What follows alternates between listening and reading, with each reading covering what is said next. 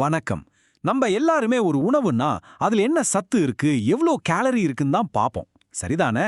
ஆனா அந்த உணவோட வடிவம், அதாவது அதோட கட்டமைப்பு கூட நம்ம ஆரோக்கியத்துல ஒரு பெரிய தாக்கத்தை ஏற்படுத்தும்னு உங்களுக்கு தெரியுமா?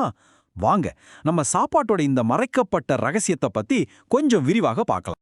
யோசிச்சு பாருங்களேன், இது எவ்வளோ ஒரு ஆச்சரியமான விஷயம். ஒரே தானியம், ஆனா நாம அதை எப்படி பயன்படுத்துறோங்கிறத பொறுத்து அது ஒரு சூப்பர் ஃபுட்டாவும் இருக்கலாம், இல்ல ஒரு சக்கரை குண்டாவும் மாறலாம். இந்த மேஜிக் நம்ம உடம்புக்குள்ள எப்படி நடக்குது? வாங்க இந்த புதிரை கொஞ்சம் ஆழமா அலசி பார்ப்போம். இந்த குழப்பத்துக்கு விட கண்டுபிடிக்க நாம 2 கேரக்டர்ஸோட பயணத்தை பின்தொடர போறோம். ஒருத்தர் நைஸா அரைச்ச மென்மையான மாவு, இன்னொருத்தர் அதோட அண்ணன் கொஞ்சம் கரடு முரடான குருணை.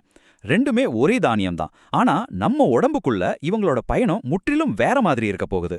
என்ன நடக்குதுன்னு பார்க்கலாமா? சரி, இப்போ இவங்க 2 பேரோட பயணத்துல முதல் ஸ்டேஜுக்கு போலாம். அதாவது செரிமானம்.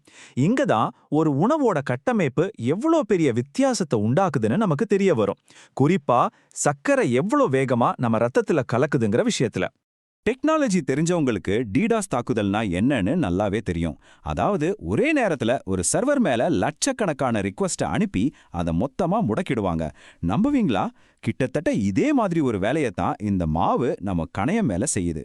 அது உடம்புக்குள்ள போனதும் கணக்கில்லாத சர்க்கரை மூலக்கூறுகளை ஒரே நேரத்துல ரத்தத்துல கொட்டி நம்ம கணையத்தை மொத்தமா திணறடிச்சிடுது. இதுக்கு பின்னாடி இருக்கிற சயின்ஸ் ரொம்ப சிம்பிள். கரடு முரடான குருணை ஒரு சின்ன பாதுகாப்பான கோட்டை மாதிரி. ஆனா அத மாவா அரைக்கும்போது நாமளே அந்த கோட்டியை இடிச்சு எதிரிங்க, அதாவது செரிமான நொதிகள் உள்ள வர்றதுக்கு ஒரு பெரிய மைதானத்தையே திறந்து விடுறோம். இந்த சாட்டை பாருங்களேன், உங்களுக்கே புரியும். மாவு சாப்பிட்ட உடனே ரத்த சர்க்கரை அளவு எப்படி படார்னு ஏறுது பாருங்க. ஆனா குருணை எவ்வளோ மெதுவா நிதானமா சர்க்கரையை ரிலீஸ் பண்ணுது. அடைக்கப்ப என்ன ஒரு வித்தியாசம். சரி, பிளட் சுகர் கதை ஒரு பக்கம் இருக்கட்டும். இப்போ இன்னொரு முக்கியமான விஷயத்துக்கு வருவோம். சாப்பிட்ட அப்புறம் வயிறு நிறைஞ்ச மாதிரி ஒரு ஃபீல் வருமே, அது எவ்வளோ நேரம் நீடிக்குது?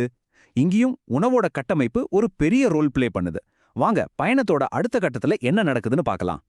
இதோ இன்னொரு டெக் அனாலஜி. உங்க வயித்த ஒரு கம்ப்யூட்டரோட ரேம் மாதிரி நினைச்சுக்கோங்க. மாவு ரேம்ல உடனே காணாம போற ஒரு டெம்பரரி ஃபைல் மாதிரி. ஆனா குருணை அது ஒரு ஸ்டேபிளான ப்ரோக்ராம் மாதிரி. அது கொஞ்ச நேரம் அங்கேயே இருந்து, ஹேய் நான் இன்னும் இங்கே தான் இருக்கேன், ரேம் ஃபுல்லா இருக்குன்னு சிஸ்டத்துக்கு, அதாவது நம்ம மூளைக்கு சிக்னல் கொடுத்துட்டே இருக்கும்.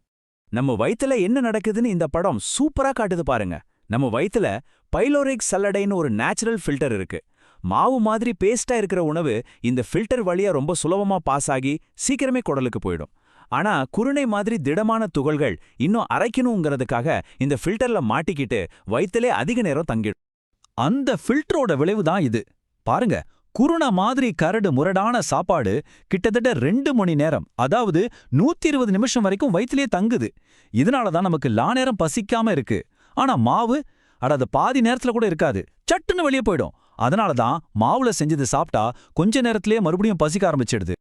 ஓகே, செரிமானம், வயிறு நிறையிறது இதெல்லாம் பார்த்துட்டோம். இப்போ இந்த கதையோட கடைசி ஆனா ரொம்ப ரொம்ப முக்கியமான ஒரு பகுதிக்கு வரோம். அதாவது நாம சாப்பிடுறதுக்கு முன்னாடியே ஒரு தானியத்தோட கட்டமைப்பு அதோட சத்துக்களை எப்படி பாதுகாக்குது. இதோ நம்மளோட ஃபைனல் டெக் அனாலஜி. ஒரு முழு தானியங்கிறது ரொம்ப பாதுகாப்பா என்கிரிப்ட் பண்ண ஒரு ஃபைல் மாதிரி. அதுக்குள்ள இருக்கிற முக்கியமான டேட்டா, அதாவது சத்துக்களை அதோட வெளிப்பக்க சுவர் ஒரு கவசம் மாதிரி பாதுகாக்குது. அப்போ இங்க என்னதான் நடக்குதுன்னா, நாம மாவை அரைக்கும் போது அந்த என்கிரிப்ஷனை உடைச்சிடுறோம். அந்த பாதுகாப்பு கவசம் உடைஞ்சதும் உள்ள இருக்கிற வைட்டமின் இ, நல்ல கொழுப்பு மாதிரியான விலைமதிப்பில்லாத டேட்டா எல்லாம் காத்துல இருக்கிற ஆக்சிஜனோட சேர்ந்து கெட்டு போக ஆரம்பிச்சிடுது.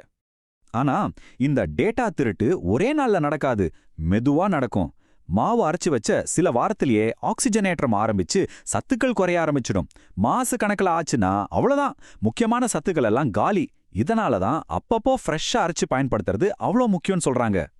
சரி, இப்போ நம்ம பார்த்த அந்த 3 விஷயங்களையும் ஒன்னா சேர்த்து பார்க்கலாம். இது உங்களுக்கு உணவை பத்தி ஒரு புத்தம் புது பார்வையை கொடுக்கும். பாருங்க. அப்போ இதிலிருந்து நாம கத்துக்க வேண்டிய முக்கியமான விஷயம் என்னன்னா, ஒரு உணவோட லேபிள்ல ஹோல் கிரெயின்னு போட்டிருந்தா மட்டும் பத்தாது.